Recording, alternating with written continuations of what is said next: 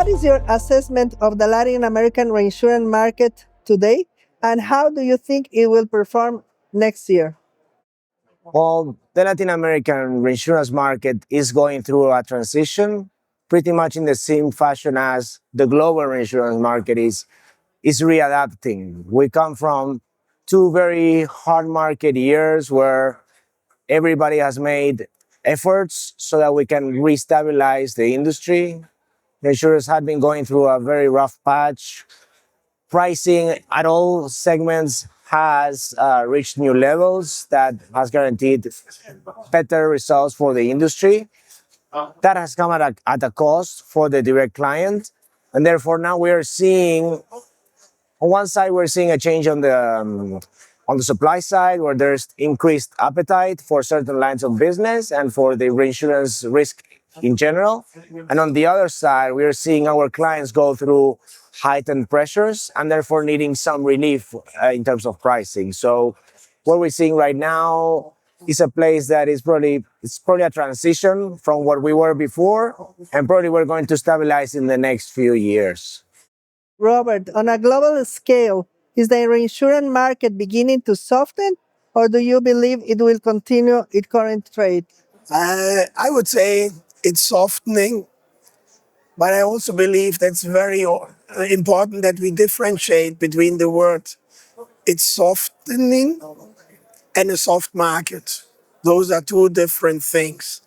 And I find that in the various discussions getting mixed with each other, and I think this is not very helpful. So clearly, relative to the past years, in some lines of business, we have the softening, but overall, the market is still in a healthy shape. What is maybe more important to watch is not only the price side.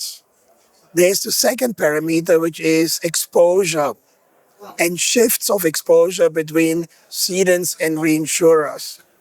And in general, our market for all parties involved is in a healthy shape if the exposures are balanced between the parties in a proper way. And at the moment, we are still in that phase.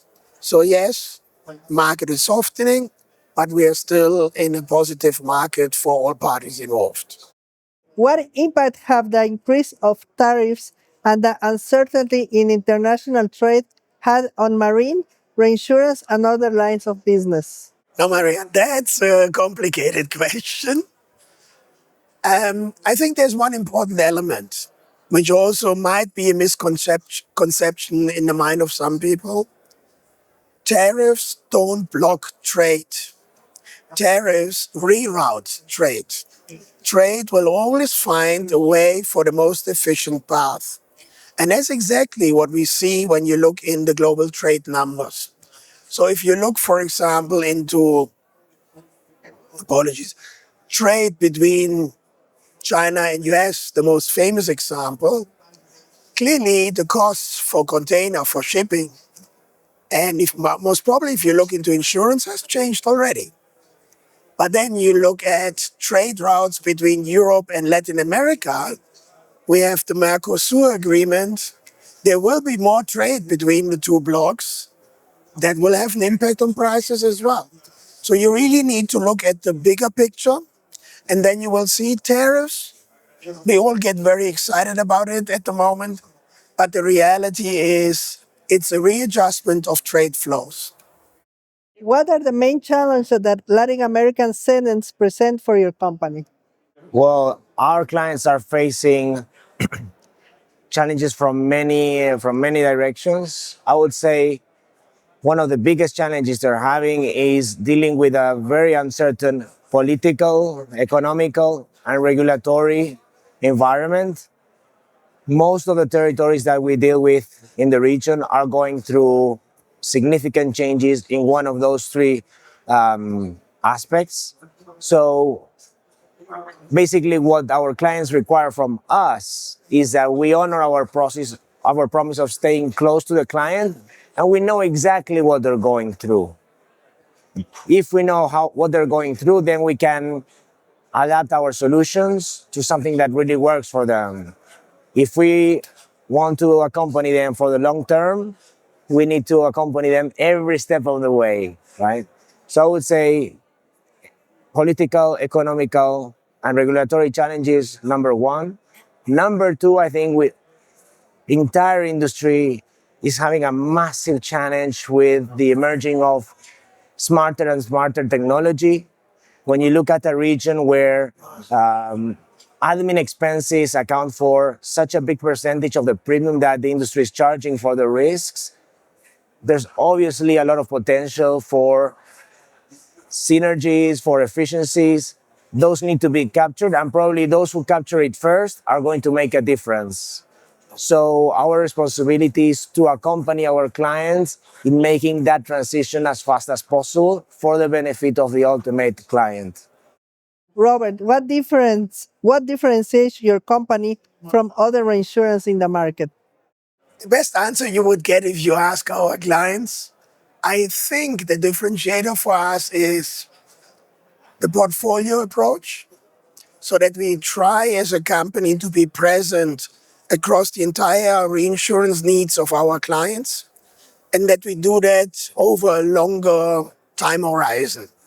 So we are not standing for an approach where we go in and we go out. Once we feel comfortable with the philosophy, the risk management, the risk approach of our clients, we want to be part of their journey. And that not only for a short period, but for an extended period. And if I look at the client feedbacks, which we are hearing also here in Fides, that seems to resonate very well. Now it's our obligation and also the challenge in a sense to execute that also over that time frame. So to keep the company steady on that course. But I would call those are the big differentiators. Lucas, 5 years after the COVID 19, do you believe that cyber risk is being adequately managed by the insurance and reinsurance market? There is an emerging offer of cyber solutions. The corporate sector has been the one that has embraced the purchase of coverages for protecting against the cyber risk. I think there is a protection gap still where small and medium-sized companies and also the individuals, they're still not fully aware of the risk, or they're still not at a stage where they're willing to buy insurance, or maybe they're not aware that there could be insurance for that. We are working at our company developing solutions for the personal lines, for the small and medium-sized company, where we believe is the next phase of that cyber insurance market. But there's definitely a long way to go still. Robert, is your company using artificial intelligence in its technical and operational process? We're using it, but I would also say we are at the beginning of it. And on that journey, we had to realize that actually the biggest hurdle is you need to first ensure that you have access to your own data. AI will not give you access to your data if you have not taken care of your data. And I would say for our industry, that's maybe the biggest hurdle. Once you are at that level, then AI will be a big helping tool. It will change quite a lot of our processes and will have a significant impact. But I still don't see our industry really moving fast enough to go above the first hurdle.